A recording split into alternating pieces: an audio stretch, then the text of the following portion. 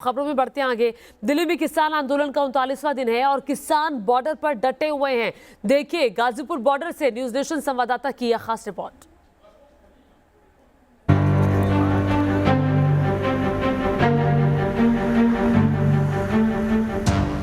दिल्ली के आसपास के जो इलाके हैं वहां पर 39 दिनों से किसानों का आंदोलन जारी है और इस ठंड का असर कहीं से कहीं तक किसानों के जोश में या उनके आंदोलन में नजर नहीं आता।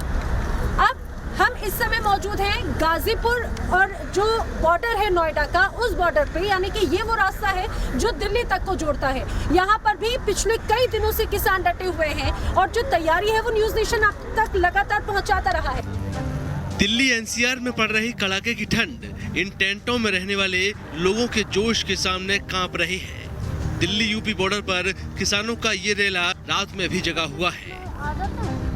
अब ये जो आप दरअसल तंबू देख रहे हैं, ये वो तंबू है जो एक तरह से किसानों को प्रोटेक्ट करता है मौसम से, क्योंकि हाल ही में दिल्ली एनसीआर के कई इलाकों में बारिश हुई, पारा लगातार नीचे जाता गया, लेकिन इसके साथ ही किसानों का जोश हाई होता चला गया। दरअसल यहाँ पे आपको वाटरप्रूफ टेंट भी नजर आएंगे और जो ऑर्डिनरी टेंट है वो भी आपको नजर आ रहे होंगे। चलिए, ये जो टेंट है ये तो समझा जा सकता है कि इसमें बारिश से राहत मिल सकती है, लेकिन ठंड से राहत नहीं मिल सकती। वहीं दूसरी तरफ मेरे साथ में जो वीडियो जर्नलिस्ट है मुकेश झा, मैं चाहूंगी मुकेश जरा ये वाले टेंट की भी स्थिति आप बताइए। ये जो ऑर्डिनरी टेंट है इसमें ना हवा रुकती है ना बारिश रुकती है। इसका सीधा सीधा असर ये होता है कि जब बारिश होती है तो गद्दे भीग जाते हैं, टेंट पूरी तरह से भीग जाते हैं। बारिश प्रूफ टेंट में रहने वाले ये किसान उत्तराखंड से आकर यहाँ जमे हुए हैं। करीब 1 किलोमीटर तक पूरी टेंट सिटी बसी हुई है। वॉलंटियर दिन रात मोर्चा संभाले हुए हैं। पूरा इंतजाम हाई टेक है। किसानों की सुविधा और आंदोलन पर नजर रखने के लिए व्यापक इंतजाम किए गए हैं। गाजीपुर बॉर्डर को भी अलग अलग तरह से अलग अलग सेगमेंट्स में, अलग अलग पार्ट्स में यहाँ पे बांट दिया गया है। जिस जगह पर अभी हम मौजूद हैं, जहाँ पर ये टेंट लगे, दरअसल यहाँ पे जितने युवा किसान हैं वो आपको मिलेंगे एज अ वॉलंटियर वर्क करते हुए। लेकिन वहाँ पर ये पूरा किस तरह से सिस्टमैटिक वे में पूरा मैनेज होता है जानते हैं। आप वॉलंटियरशिप करें यहाँ पे। क्या नाम है आपका? विक्रमजीत सिंह। विक्रम जी, कैसे पूरा मैनेज करते हैं और खास तौर से ठंड में अब लगातार अगर यहाँ पे किसान बढ़ रहे हैं, आंदोलन करने के लिए बढ़ रहे हैं, तो कैसे मैनेज होता है? मैनेज मैम अभी समथिंग हमने 300-350 टेंट हमारे यहाँ पे हैं। 250 करीबन हमारे वाटरप्रूफ हैं, बाकी हमारे फौजी टेंट हैं। और अगर हमारी जैसे जनता आती है, हमारे किसान भाई आते हैं, उनके लिए हमारे पास और टेंट पड़े हैं। कुछ हमने लेडीज़ के लिए, जो हमारी लेडीज़ महिलाएँ हैं, बहनें हमारी, हमने उनके लिए अलग बनाया उधर टेंट, उनके लिए अलग लगा रखा है। बारिश वगैरह जब अगर होती है तो फिर यहाँ पर कैसे स्थिति बन जाए? ऐसी कोई दिक्कत नहीं। देखो, हम तो किसान आदमी हैं, हमें इन सब से लड़ने की तो हमें आदत है, लेकिन ये वाटर रजिस्टर्ड हमारे वाटरप्रूफ टेंट हैं। ऐसे ये इधर फौजी टेंट हैं, इसमें भी वैसे पानी नहीं जाता है। अगर ज़्यादा बारिश वगैरह आ जाए तो नीचे चले जाता है। तो ये हमारे वाटरप्रूफ टेंट हैं, इसमें पानी की कोई दिक्कत नहीं है। जितनी मर्जी बारिश आ जाए, 3 से 4 बंदे आराम से इसमें एडजस्ट हो जाते हैं। हम भी रात इन्हीं में रहते हैं, हमें कोई दिक्कत नहीं आई रात में यहाँ पे। तो आप लोग रात में सोते हैं या फिर आप लोगों की भी शिफ्ट लगी रहती है? जैसे कोई शिफ्ट नहीं मैम, हमारे ये खुद का हमने सेवा लगा रखी है अपनी बाजपुर से। हम ये खुद एडजस्ट करते हैं अपने। एक भाई सो जाता है, भाई जागते हैं। सरकार से 7 दौर की बातचीत हो चुकी है और अब 4 जनवरी को 8वें दौर की बातचीत होने वाली है, लेकिन किसानों को इस बातचीत से ज्यादा उम्मीद नहीं है। हमारे साथ में कई जो यूथ हैं, जो युवा नेता हैं किसान, वो हमारे साथ में मौजूद हैं। जरा जानते हैं, क्या नाम है आपका? तलविंदर सिंह। तलविंदर जी, कहाँ से आए हैं आप? रुद्रपुर, उत्तराखंड। आप उत्तराखंड से आए हैं। वहाँ पर भी कड़ाके की ठंड होती है, तो वहाँ की ज़्यादा ठंड है या यहाँ पर ज़्यादा ठंड है? मैम, ठंड तो वहाँ भी है, यहाँ भी बराबर ही है मैम जी। बस उसको झेल ही रहे हैं। अच्छा, तो मैं ये देख रही हूँ कि जो पूरा टेंट है, इसमें अगर देखा जाए तो मुश्किल से 2 या 3 लोग कंफर्टेबल आराम से रह सकते हैं। लेकिन आप लोग चूंकि यहाँ पर प्रदर्शन करें, कितने लोग एक टेंट में रहते हैं? मैं 4 भी 5 भी रह लेते हैं, वक्त के साथ 4-5 जितने भी कि जस्ट मैं दिखते हैं, होती हैं। ये तो मैम बाहर रोड पे हैं, रोड पे दिक्कत होती है। आप लोग युवा किसान है, कब तक यहाँ पर आप लोग ऐसे ही डटे रहेंगे? देखिए, जब तक बिल वापस नहीं होते तब तक तो यही है। चाहे अभी 2 मांगे तो मान ली गई हैं, 4 तारीख को उम्मीद है। बहुत कम नहीं, वो उसका कोई मतलब नहीं है। ये तो पूरा बिल जड़ ही खत्म करनी है इसकी, चाहे जैसे भी है। इस आंदोलन में देश के अलग अलग राज्यों से आई महिलाएं और बच्चे भी शामिल हो रहे हैं। महिलाओं का कहना है कि उनके बच्चे भी जी जान से आंदोलन में साथ दे रहे हैं।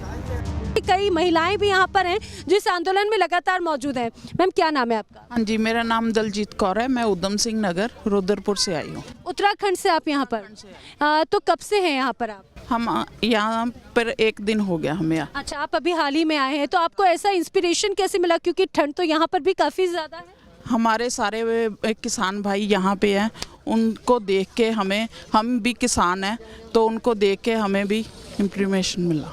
तो आपके जो घर से हैं, परिवार से, वो भी यहाँ पर? सारी पूरी फैमिली हमारी यहाँ पे है। आपके साथ बच्चे भी आए हैं? हाँ जी, मेरा बेटा आया है और एक बेटा मेरा कल रात वापस गया, वो 10 डेज से यहीं पे था, और एक बेटा मेरा ये आया। सारा हमारे पूरी फैमिली आए हैं। साल हम बहुत ज़्यादा परेशान हुए हैं धान के कारण। धान के कारण हमारा खेतों में धान था, पराली भी खेतों में पड़ी रही है, निकल नहीं पा रही थी। जब हम निकालते थे तो हमें प्रशासन परेशान करता था, सड़कों के ऊपर कहाँ फेंकते।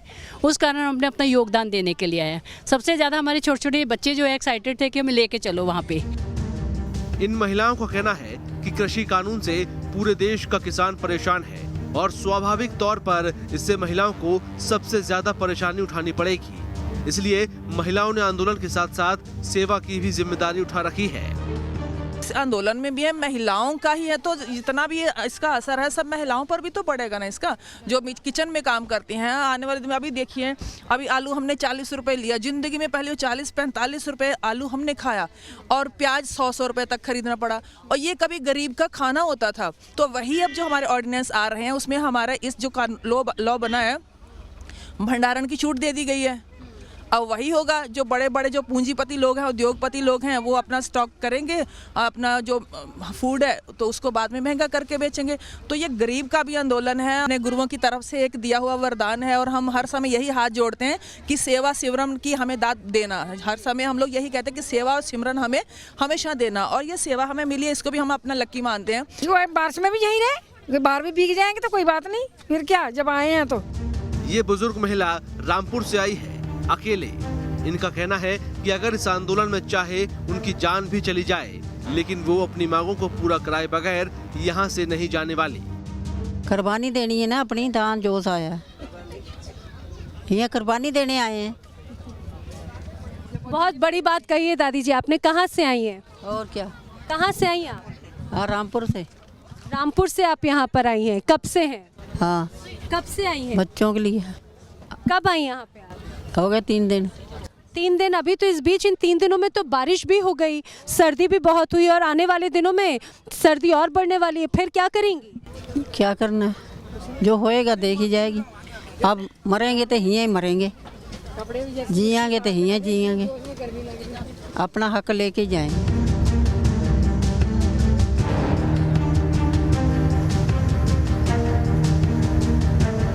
इस तंबू की ही तरह उम्मीद अब 4 तारीख को भी है, जब सरकार और किसान नेताओं के बीच में मुलाकात होगी, और तब ये देखने वाली बात है कि आखिर क्या बीच का कोई रास्ता निकलता है। वीडियो जर्नलिस्ट मुकेश झा के साथ Naina Yadav, News Nation, Ghazipur, Delhi Noida border.